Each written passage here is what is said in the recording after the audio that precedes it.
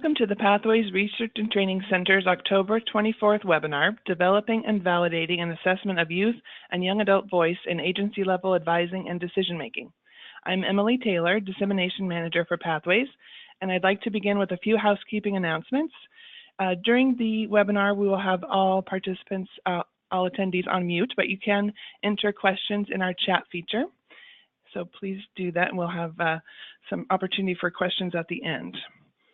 I would like to now hand it over to Janet Walker to introduce our presenters today. Hello, everyone. This is Janet Walker, and as you can see on the slide there, I am the Director of the Research and Training Center on Pathways to Positive Futures.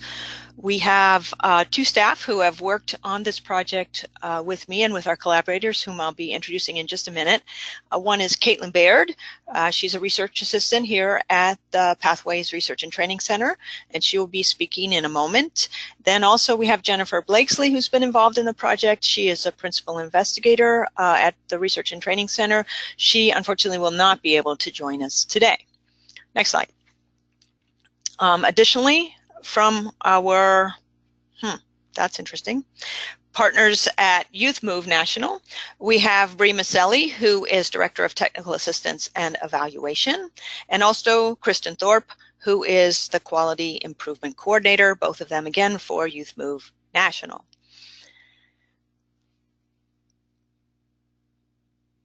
Those are our funders. So just very briefly, we want to know a little bit about who is on the call today. So we'll be launching a poll in a second, just asking quickly about your role. So please select one, the best one, if you fall into multiple categories. Just take your pick. First of all, a young person who has received services from, you may or may not be involved in agency level advising or decision making. Excuse me. Second is a peer worker or peer support provider for youth and young adults. Next, we have direct service provider or supervisor, again, working with youth and young adults. Agency mid-level administration, agency leadership or board member or other. So we'll give you a couple minutes, a couple more seconds to complete the poll. And then can we, let's see, can we see the findings for that, the results?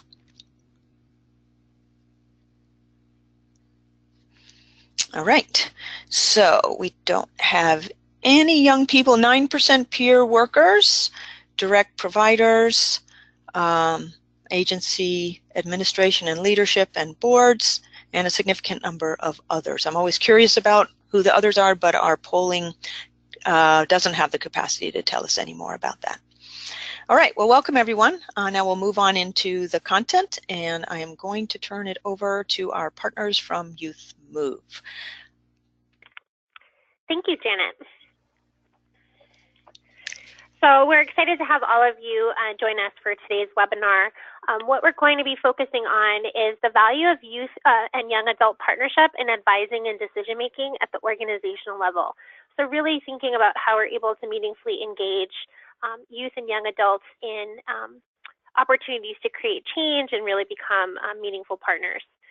We're also going to be defining a set of best practice standards and an assessment to the extent in which these areas and domains are important to the work and currently in place within organizations. And then we will explain the process for developing and validating and testing the Youth Voice agency level assessment tool. Let's see. So understanding youth voice is really critical in the work, and M.O.V.E National has established a best practice committee, which is a committee that is a very diverse group of young adults who work at the local level in advising leadership roles and coordination roles with adult supporters and systems and providers.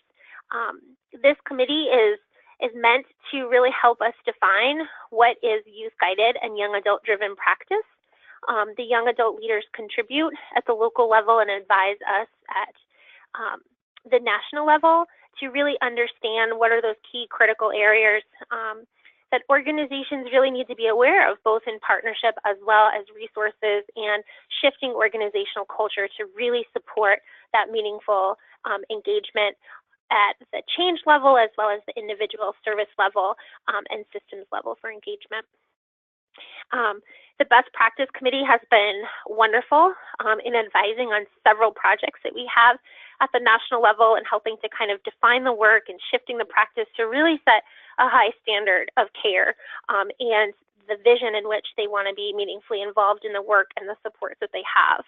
Some of the indicators for success related to are really looking at the use of youth and young adult peer support within services and systems, partnering with services and systems for that really strong, meaningful engagement and to avoid the tokenism and kind of just having youth at the table but not really contributing in a way that makes sense for them. We also look at supporting the movement on understanding kind of quality of health and wellness for those with mental health challenges and how they are engaged within supports and services, as well as how they're advising and supporting through youth adult partnerships within the work. So it's really important for us to have their voice and understanding kind of their view and how that impacts how they participate at their individual service and treatment, how they're advising to create better systems for youth and young adults, as well as how they're able to maintain their own health and wellness while they're doing this work with adult systems and partners.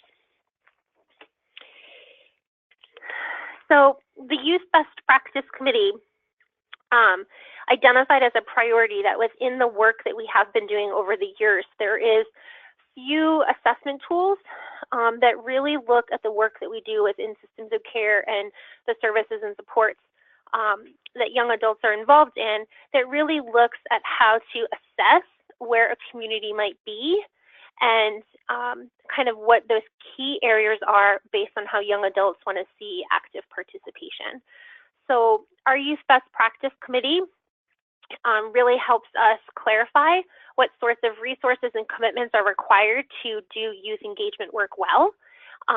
It is an opportunity for the committee to kind of set some best practice standards that allow those that are just starting to engage youth and families perhaps not reinvent the wheel, kind of build off of what the literature and what we know to be working for practice. And then the tool also helps us understand how we can be data informed and data driven when Youth Move National offers technical assistance to organizations. So having some sort of tool to assess where you are, where you might want to go, and then how we would be able to help support with resources and tailored training and materials to really see the organizations start at one place but build their capacity to achieve best practice and youth engagement. Okay. And for this, I'm going to turn it over to Kristen.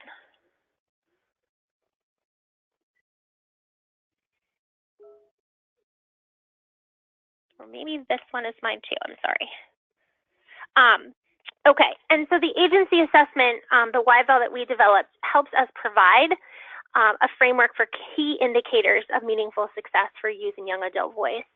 The assessment is developed to be an assessment that multiple participants within a local agency would complete the assessment tool. So it allows for a collective perspective for all to kind of gauge where they are in the process and in their self-perception in a very reflective way to better understand where the agency is at.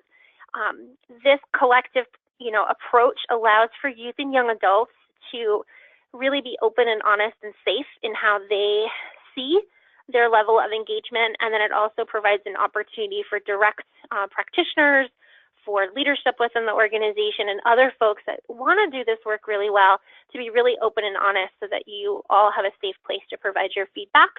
And then as the scores are compiled at each agency, it really helps to see if those within the organization promote a shared vision for success or where folks might differ.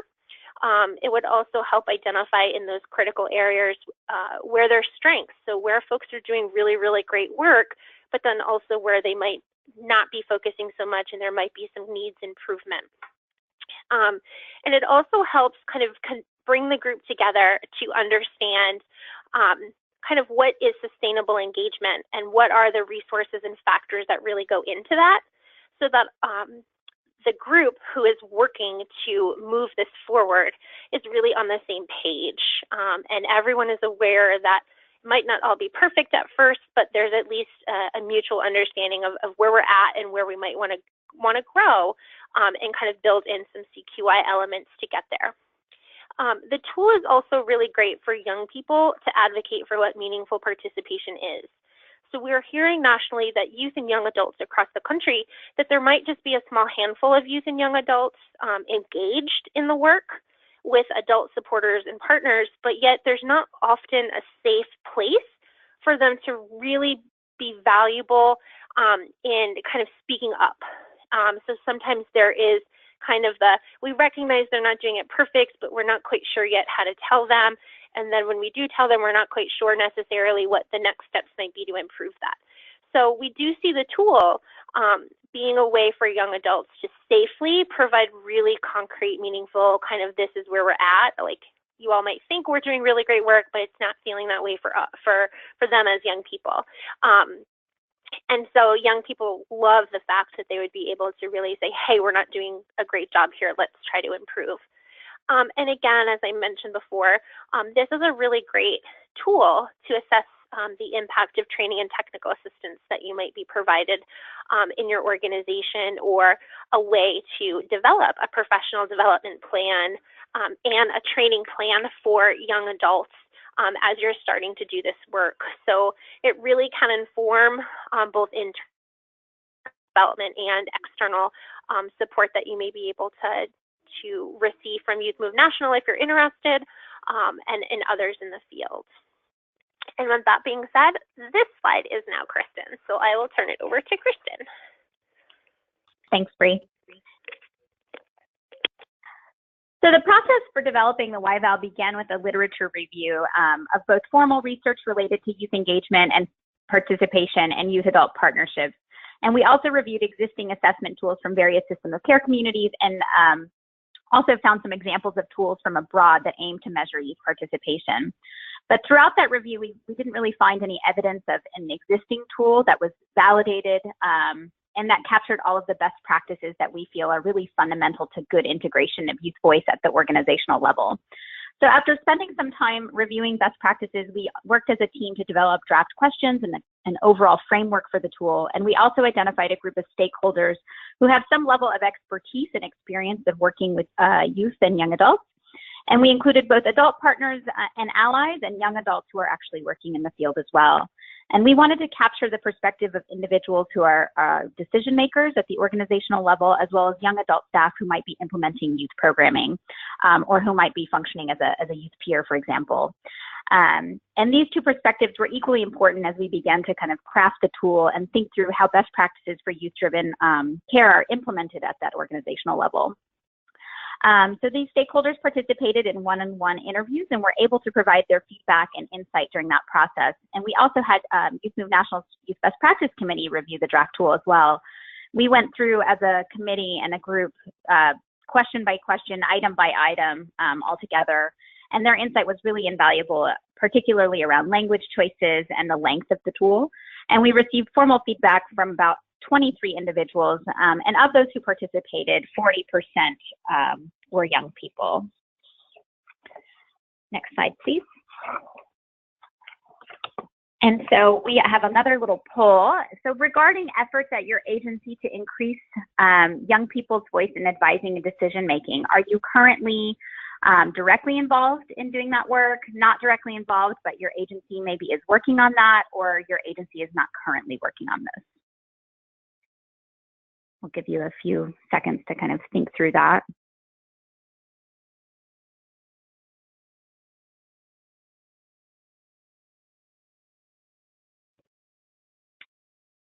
And we can probably go ahead and close that up.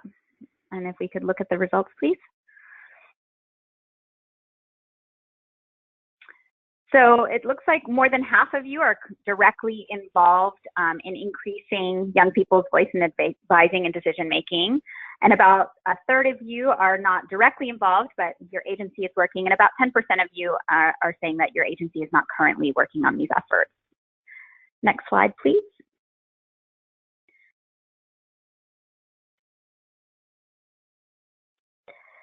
So in addition to the review by the Best Practice Committee and the one-on-one interviews with stakeholders, we also sent out the draft tool along with a prioritization survey. The draft had 41 items in total that were grouped into 7 overarching themes. And we recognized that there were a surprising number of items and that the prioritization survey was really one mechanism for helping us to reduce and consolidate the items that were in the draft tool. The prioritization survey really asked respondents to provide feedback on each item and reflect on a few different types of questions. So we asked respondents to consider how essential each item was to the overall tool, and they were allowed to rate that as essential to include, optional to include, or inadvisable.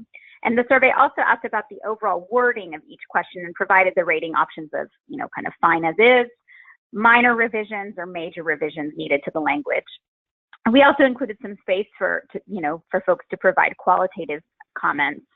And we asked respondents to provide feedback on the identified themes. So we really wanted to get at whether the themes included within each item or each theme was adequately, covering what we wanted to, and if they made sense to eliminate or to move elsewhere. And the open-ended comment section also allowed people to let us know if there were kind of any glaring omissions or something that we might be missing. And the feedback provided was really helpful in helping us to identify whether the number of overall items could be reduced and whether any items were unimportant or redundant. And with that, I'm going to hand it over to Caitlin to review some of the themes and also some of the results of the prioritization survey. Thanks, Kristen. So this is an example of our first theme. This is overall vision and commitment. As you can see, the themes that have lots of items under them. The reason that we made the theme somewhat long is because of the need to be really concrete.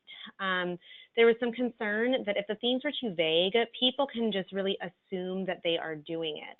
And I think that for folks who, as it was mentioned, over half of you are working with your agency to increase youth voice there, it's oftentimes that we see that there are some very vague and general recommendations. So it's very easy for people to sort of check that box without having concrete action steps that are guiding them and really increasing youth voice within their agency. Next slide, please.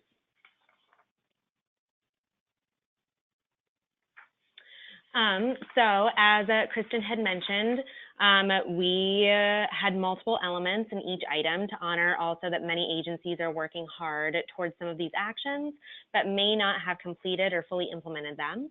So we included just the least developed to fully developed, and then also a option for it does not apply or that they don't know about this, particularly because we wanted a wide range of youth serving agencies and so wanted to honor that maybe not all themes would apply to what they are working towards. Next slide, please.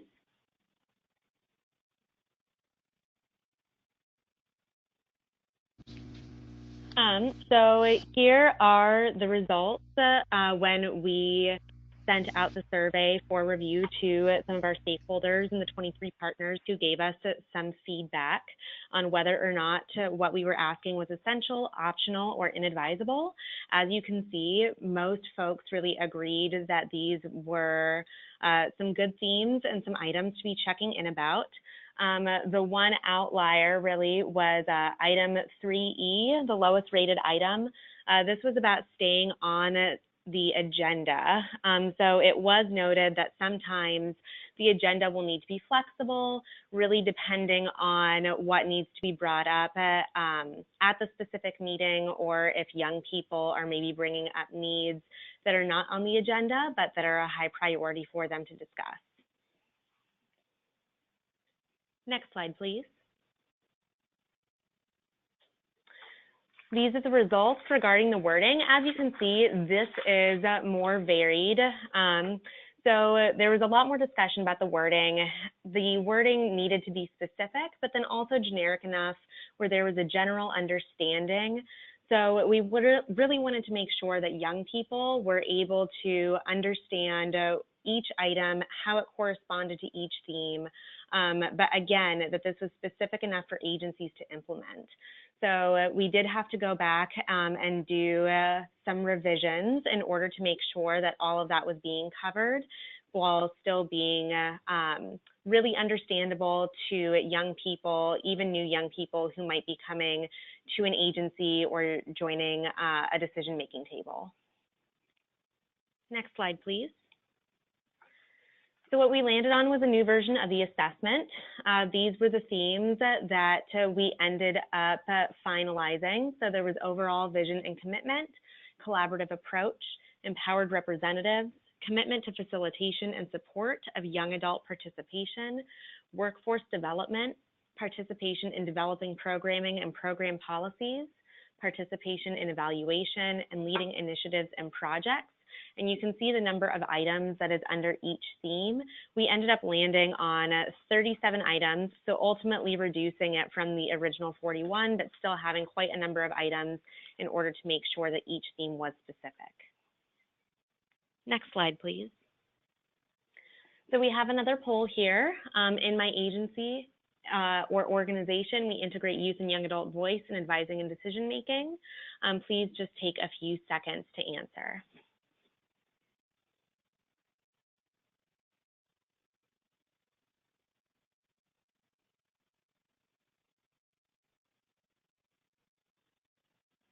Okay, and I think that we can wrap up that poll.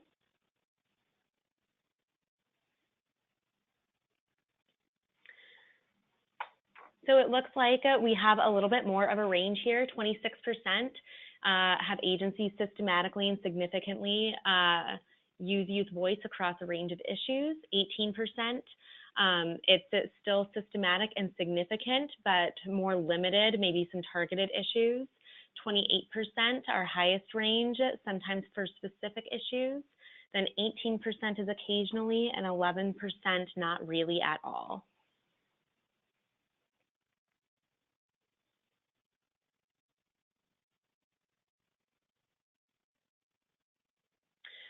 So for the validation study, we ended up landing with an online survey that included the Y-VAL as well as parts of 2 other assessments, those other assessments being conceptualizing and measuring youth and young adult partnerships and community programs, as well as the YPQA, the Youth Program Quality Assessment. And then for recruitment, we ended up using 2 strategies. So first, we had some targeted agencies that we knew were working with young adults who we wanted to begin with our early collection. And that began around February and was ongoing. And then in March, we did an open call gathering data for agencies that were across the nation and also encouraging some of our stakeholders and partners to share the Y-VAL with agencies that they felt would benefit from it or had relevant experience. And in doing so, we also offered an incentive of a 1 in 50 chance at a $100 gift certificate, which those incentives really help. Next slide, please. And with that, I'm going to go ahead and turn it over to Janet Walker. All right, thanks, Caitlin. So I'm just going to go through a little bit of what we found out when people were responding to the survey. We received a total of 385 responses, but 134 of them were partial to the extent of not really being usable. 84% of those who stopped early stopped at question 21, which was when they could sort of take a look at theme 1. So they answered questions about themselves, and I'll be talking a little bit about that kind of information in a minute. And they were, the people who stopped were what we're referring to as non-completers. They were more likely not to be directly involved in agency efforts to increase voice at the agency level. So we had a question similar to the one that we just posed in the poll. And they were also significantly more likely to be older. We took those non-completers out of the response pool, and of the remaining data, we had only 1.3% missing data, which is very good. You know, it is a little concerning that we had so many people partially responding, but I think that's partly due to the fact that we sent out, very broad messaging, and that probably there were a fair number of people who were just curious about what we were doing and wanted to kind of take a look at it, and or there were people who got to the first question and realized that maybe they weren't appropriate or they weren't really doing anything and didn't want to continue. But to be honest, we don't have that great information about the people who did not complete the survey. Next, please.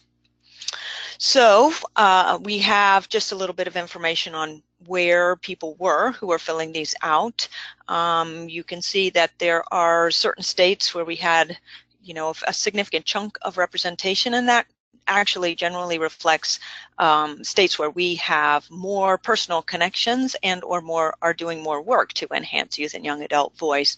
You can see Oregon, which is where Pathways is located, is one of those, and several of the others are states that Youth Move National has connections with, working with TA projects. Next, please.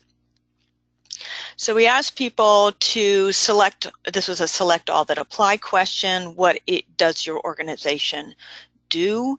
And you can see that there's kind of towards the bottom that these are, a lot of the agencies are involved in advocacy or leadership development for youth and young adults, or for families and providing direct services that other activities are not quite so frequent. We also asked another question, next slide, which was a pick one only, which is sort of what is the area of your organizational focus. So you can see we have the dark blue and the purple on the right. Those are advocacy and development, youth, young adult advocacy and development, or family advocacy and development organizations. Many of those family advocacy organizations also kind of have youth and young adult development and advocacy as part of their purview. And then the wait, sorry, go back, please. Yes. So the others were, you see that the others were service providing organizations, the green child welfare and foster care, or mental health generally, and 12% other, which was mostly other service providing agencies, including services in multiple areas. That was probably the most frequent other, but also in things like juvenile justice or in education. Okay, next please. So respondents, again, similar to the question that we asked, although we were able to have more responses as options on the survey as opposed to what we asked here in the poll with you all, that we had 4% of people who identified as current or former service recipients from the organization about which they were responding, or from a similar one. Then we had 13% as peer staff in the organization. About a third of our respondents were providers, and then you can see we also had supervisors, mid-level administration, and other. Most of the other were higher level managers, but also included board members, consultants, and various other miscellaneous categories as well.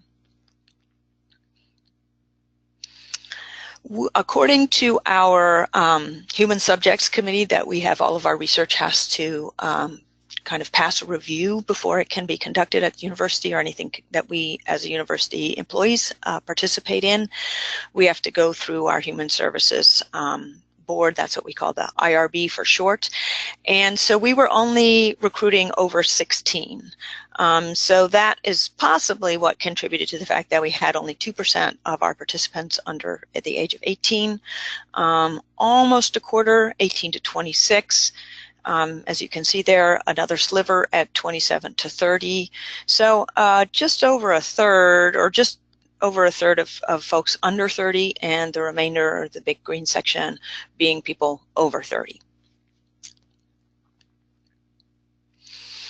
So here is where we get to some of the nitty-gritty as far as the analysis of the data. I'm not going to dwell on this stuff a lot. If anybody's interested in more details, I'm happy to provide them. This Chromebox Alpha that is listed over here is a measure of internal consistency with the items. These are very high. It goes on a scale from 0 to 1. So when you're seeing things that are sort of in the 0.7, 0.8, 0.9 range, those are quite high. In my experience, the Chromebox Alpha is quite sensitive or reflective to the number of items that are being included in a specific scale. And in fact, if you look at the number of items, there's almost a linear relationship in this one between the number of items and the magnitude of the Chromebox Alpha. So for example, theme 1 has 8 items and the alpha is 0.93.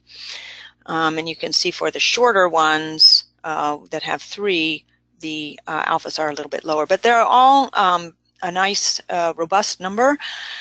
And so we took that as a good initial indicator. But Chromebox Alpha in and of itself is not kind of the be-all and end-all of kind of assessing of a measure's reliability and overall quality. So next slide, please. We chose to do something called a confirmatory factor analysis. And basically what we wanted to test here was, first of all, did it make sense to say that our Y-VAL, which is what we call the measure for short, which I don't think we ever said this, so we just have been calling it the Y-VAL, but it's called, the acronym is for youth voice at the agency level, or youth and young adult voice at the agency level. So we refer to it as the Y-VAL. We've been calling it that for a long time, so I think sometimes we tend to forget that it's actually an acronym. So what we wanted to test was whether it's indeed plausible to say that the Y-VAL is an overall assessment with integrity. It makes sense that these items should all be included, and that there is a theme level integrity as well, so that we have items are grouped into themes and that the themes themselves are intercorrelated, or they have a relationship with one another.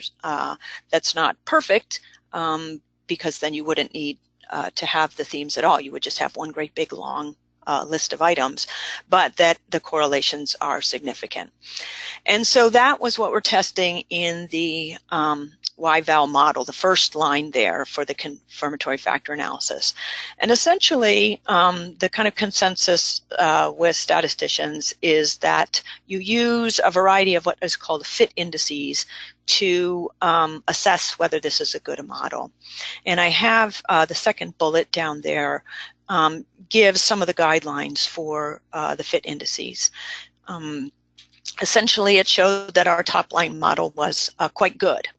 And what we wanted to do then was test it against a single factor model, which is basically sort of like, you don't really need these sub-themes. It's just all one big theme, and the theme structure doesn't make any difference. So the way that you compare the two models is that first column, the chi-square, and you look at the improvement between the single factor model and the model with the sub-themes, or the subscales, however you want to describe it. And basically, the model that included the subscales was a much significant improvement over the model without the subscales. So that essentially validated both the idea that the subscales hang together, that the whole theme, that the whole instrument hangs together, and that the subscales themselves are intercorrelated in a way that makes sense. Next, please. So here we are looking at actual means from the theme. So this is if you take all of the items on a theme and look at the averages. So basically it's sort of looking at scores for across the agency, average scores across all these agencies in these different areas. And again, to remember, the response set here was 1 means least development, or essentially no aspect of the item is in place. There hasn't really been any development. And a 5 would be that all the aspects related to that item are fully in place, or that is called a fully developed. And you'll see that the average scores across all the agencies for the themes is between right about 3, there's one that's just below, and 3.5. Which is reasonable. And certainly with item development, you like to see things that are generally towards the middle, in averages towards the middle of your scale. And you definitely don't like to see it when everything is really high, because then typically that means that you are, if your average is pretty high as far as relative to your scale, that you have a lot of people who are using the very top item, top measure, and that means often that there's kind of a ceiling effect where you get a lot of agencies, in this case, grouping towards the high end of the scale, where you can't really differentiate between what might be sort of average and what might be really good. So this is generally a pretty good profile for the means, and you'll see that the means for the top 4 themes are generally a little bit higher than the ones for the 5, 6, 7, and 8. And the top 4 themes, and we'll get another taste of this in just a minute, are more about, they have a little bit more of what Caitlin was referring to, kind of those a little bit more abstract types of items, but they also have to do with the process. So do you have kind of the elements of the process for ongoing significant youth engagement in place? And as it sort of makes sense that people start with a process and then come down to the types of items that are in themes 5 through 8 that are on sort of specific accomplishments that have been made as a result of that process. So what do young people typically want to be involved with, or what do we expect that they will typically become involved with when best practices are in place? So for example, if we think about theme 5, workforce development and readiness, it basically has some items on it that ask whether young people have any level of participation in the hiring process for new staff that work directly, specifically those that work directly with them and that support the youth engagement process at the agency level. We also ask whether young people have any role in ongoing training or onboarding of new staff. And similarly for the role in impact on programs and policies, you know, do young people have any consistent involvement on making changes and improvement to what the agency is actually doing in terms of the programs and practices that it is using with the young people who may be their clients? So next, please. So here are some examples, just sort of getting back to that, of the items with the highest means, and not, this is again, now we're at the level of the items, not the theme. So again, there are sort of between 3 and 8 items per theme. And you'll see that most of the items with the highest means are those in the themes 1, 2, 3, and 4, with the exception being that 1.7a down there. So these are listed from the item with the highest mean score down to the slightly less but still top items. And again, I think that these reflected both the more abstract expectations, but also these more process type of aspects of youth engagement. So are you having a regular mechanism to get youth feedback? Are young people being able to bring forward their own issues? And when they bring forward their own issues, are they being listened to? Do they get sufficient time to express their concerns, to express their opinions on issues that other people are bringing forward, and so on? Conversely, we have items on the next slide that are those with the lowest means. And again, we'll see that these ones tended to be all of except for 2. So you'll see actually the lowest actual means is the bottom one in this category. So it kind of goes upward. So all of those up till the 2 that are the least lowest low are from 5, 6, 7, and 8, and have to do with very specific things about the extent to which young people have impact on specific areas of activities in the organization. So, for example, participation in hiring, as I mentioned earlier, has to do with whether young people are engaged in helping to select new staff who work directly with youth and young adults. And there's the programs and practice models item that I mentioned as well. Next, please. All right, so part of our validation strategy was to look at how could we tell sort of this part. I mean, so validation is kind of like, well, we have a measure, it looks like it's hanging together, but is it really measuring what we think it's measuring? So one way that we decided to test that was to look by organization type. So our idea was that the organizations that were focused on youth development, we also included the ones that were focused on family advocacy and development within that, because of our awareness that these are organizations that often do youth development and advocacy as a part of their overall mission. So we basically divided up the responses into those that were coming from those advocacy and development organizations versus those that were coming from service provider organizations. And we did not include ones that were neither of those types of organizations. So what we find here is a very strong pattern and significant in all cases for each theme, that the organizations that were doing youth development and advocacy, or family development and advocacy, consistently had higher scores in each area. So that was consistent with what we were expecting. So that was sort of one element in building our case that there is some validity to what we're assessing. Next, please. So another thing we wanted to know was what about the assessments of young people versus the assessments of others. So we again divided up, so we already have our sample divided up into people who are responding in development and advocacy organizations versus service providing organizations.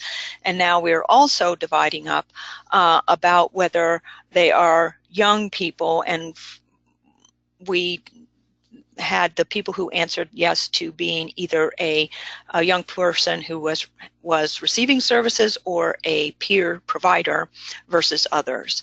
And so we wanted to see to what extent the contribution of those role items would contribute, what the contribution would be to the averages for the scores. So next, please. This is a little diagram, hopefully will make it clearer, that expresses the findings. Next slide. So this is actually a little bit small on my screen, but what you can see is that on the bottom we have the service organizations as we saw before, and the provider and the advocacy organizations, and we see the same pattern that we saw before, which is that scores are generally lower in the service orgs versus the advocacy organizations. But interestingly, what we found here was that young people were rating the averages higher than so those young people being service recipients and peer providers than were other people in other roles. There wasn't a significant interaction, so essentially in statistical terms those lines are essentially parallel, meaning that there wasn't an interaction effect of service organization by role. And each of there was this general pattern also was true across all of the themes. So again, a typical strategy for validation is to compare how your assessment measures up, or what it says relative to other measures that have known reliability and validity. And I'm not going to go to it in a ton of detail, but you'll see there citations for the measures that we used, and we're happy to, we will be posting, of course, the slides immediately after or soon after this presentation. So if you need to take a closer look at all of any of this sort of more detailed stuff about the study, you can. But essentially, we were able to take subscales, and you'll see out of that youth adult partnerships and community programs has a number of aspects aspects to it. It's not really focused on youth and young adult voice specifically as far as advising and decision making. However, there are 2 subscales that are very similar in content to aspects of what we're getting at with the Y-VAL.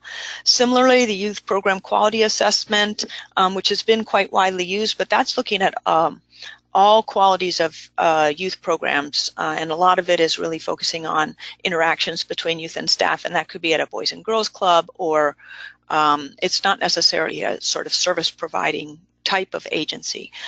But what we did want, we're able to find, again, some subscales there that matched what we were getting at. And again, these are the aspects of these scales that we're looking at, primarily youth voice aspects. So again, you'll see that all the correlations, intercorrelations among these assessments were all quite high and significant. Again, if anybody wants to talk about this in more detail, I'm happy to, but otherwise I'm just going to move right along.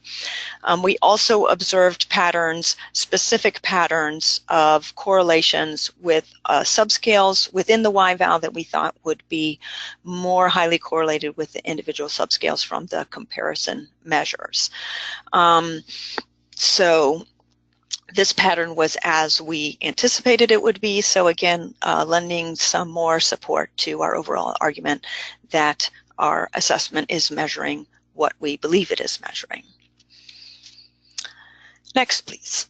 So I am going to go back and turn it back over to Brie and Kristen to talk about what we're doing with the assessment now, what our next steps are, and what kind of information you can get if you are interested in finding out more about using it. Great, thank you, Janet. So just to let you all know that currently right now the Y-VAL, the Youth Voice Agency Level tool, will be available for public use come the 1st of November. And we are hoping that folks will be interested in gaining access to utilizing the tool, and we'll be able to support with an online platform to complete that. The hope is that each organization that completes it will then be able to review their results and have guidance information to help identify areas of priority for your organization. And then there's resources available for technical assistance, which will be in kind of 2 forms. The first is kind of a user-friendly modified version to let you kind of think through your scores, think through where you're at, and then recommended resources on reflection questions, as well as a work plan template, which is available to complement the tool. And then in other ways, being able to work with Youth.MOVE National for more tailored data-informed, where we would be able to support with additional technical assistance that's really, really tailored to how your scores are in a more consultation way. We also are hoping that once organizations complete the tool and then select their priority areas and then create an improvement plan to advance their work, that later on they would be able to reassess their organization to see how much growth over time based on the technical assistance strategies and the efforts that were in place and identified by the core group that was working on improving youth voice at the agency level. So that's really what we're doing for technical assistance. You'd be able to go on to Youth.MOVE National's website and click on the Y-VAL information. It will have more information available and a form that you can complete if you are interested in gathering more information and utilizing the tool.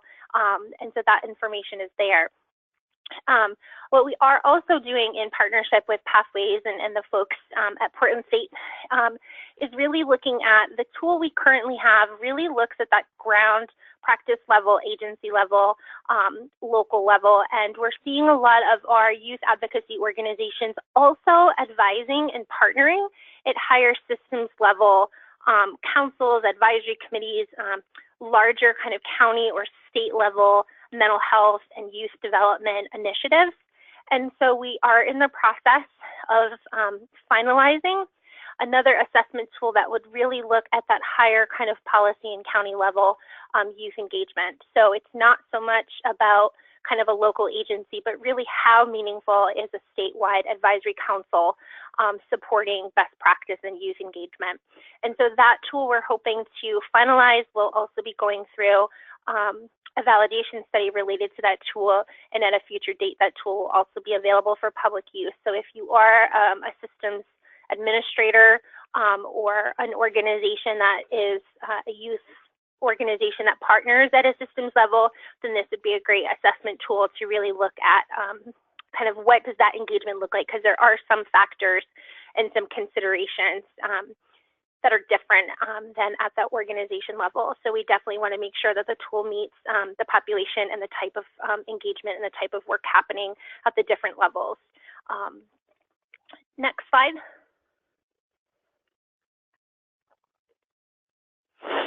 So to learn a little bit more about accessing the Y-VAL, there's some information here that you'd be able to email us at info@YouthMoveNational, or again, go onto our website and complete the information form to request more information. If you have a desire to either participate as an individual or others from your organization in the study related to youth voice, kind of at that higher systems level, please reach out to Janet at Portland State so that we can add your name to a distribution list when we're looking for folks to participate in the validation of that study.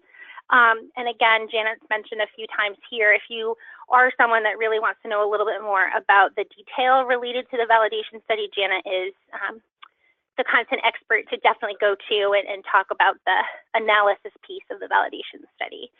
Janet, did you want to add anything else? Or anyone else on the call that I might have forgotten? I think not, but we're ready to have questions. Again, if you have a question, please chat it in.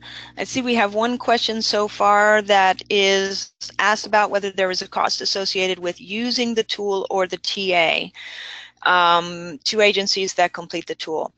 And I think the short answer is it depends.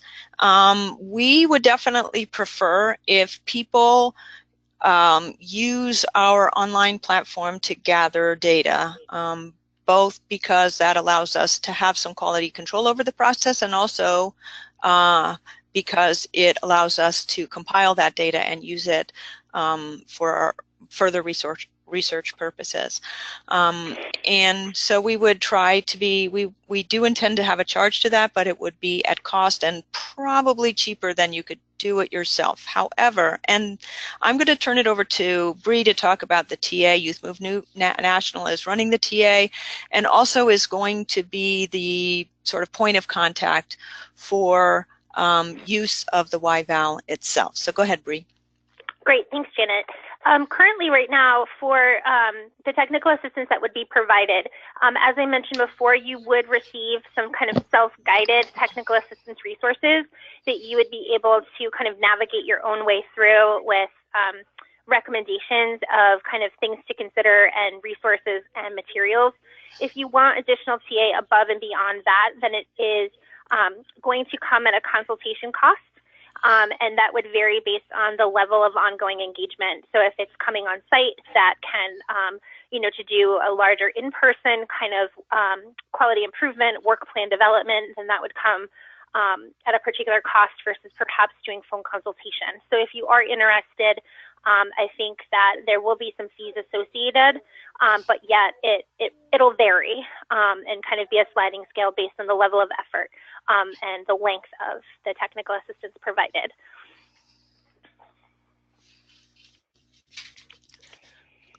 Okay, it looks like we have another. Oh, go ahead, Janet. Well, did you have more to add on that question? I just was going to read the next question. No, that's great. Okay, so we say, which systems do you have on board to participate in validating the systems tool? Well, this is interesting. I would say in my perception, the most that we have are either within mental health. So for example, I'm thinking of the ones in Oregon that I've been talking to do this, for example, our state level Children's System Advisory Committee, which also does children, youth, and young adults.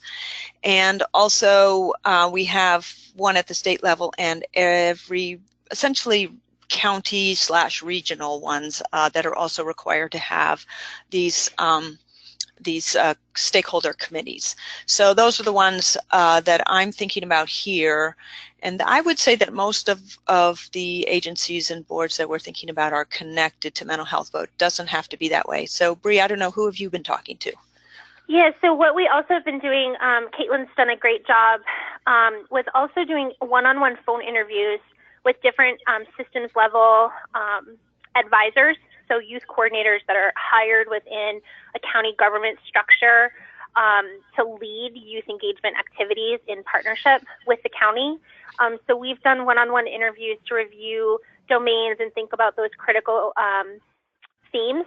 And so we've had several young adults who either, as I mentioned, are a statewide youth advocacy organization contracted by the state to kind of serve as that advising role and participation in the work. And then we also interviewed youth and young adult coordinators who are hired directly by the state government agency or county government. We also have interviewed young adults who work within consumer-driven state organizations. And we've interviewed higher ups within county level and mental health system administrators. So for example, in one community, we have a systems administrator who oversees and actually is the supervisor for young adult coordinators. So we interviewed the young adult as well as their supervisor to see if they were kind of on the same page of, so we're feeling really good about the one-on-one phone interviews that we've had to really develop the tool, as well as the Youth Best Practice Committee. Those young adults all serve in a different capacity at state level advising council kind of work. So they've also have an opportunity to review the tool just as they did in the Y-VAL. So you can see that Brie and I had sort of different aspects of answering that question. So Brie is talking about the engagement of young people across different systems in the development of the assessment, and I was sort of looking prospectively at who we've kind of lined up or are thinking of lining up as being part of the survey, the validation survey, kind of similar to the results or to the approach that I was describing in the results from the Y-VAL survey. So it occurs to me also, if you're out there, the other folks that we've been talking to quite a bit are grantees who, as part of their work, are either required to or have decided to put together advisory committees for their grant projects. And one of the larger projects that I'm sure some of you out there are involved with are the Now is the Time Healthy Transitions projects that I think are actually required to have a stakeholder advisory board. Or so we've definitely had been recruiting some of those folks. If you are connected to one of those projects, you know, you might want to find out about being a part of our validation study for that system level assessment. And then the other one is a project in child welfare that is looking to improve services to young people,